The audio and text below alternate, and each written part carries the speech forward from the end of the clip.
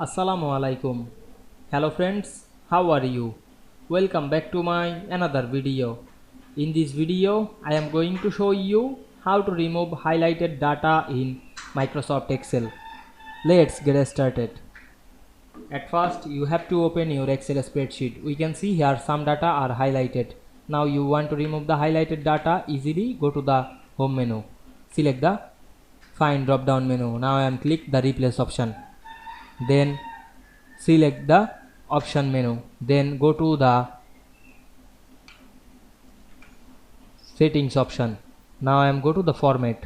We can see here many find format option. Now I am go to the fill option and choose the highlighted color, then click OK. Then we select the find all, then select the replace all option.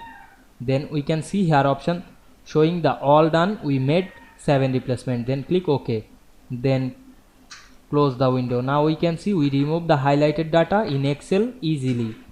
I hope you enjoyed my video. Please like, comment, share and subscribe my channel.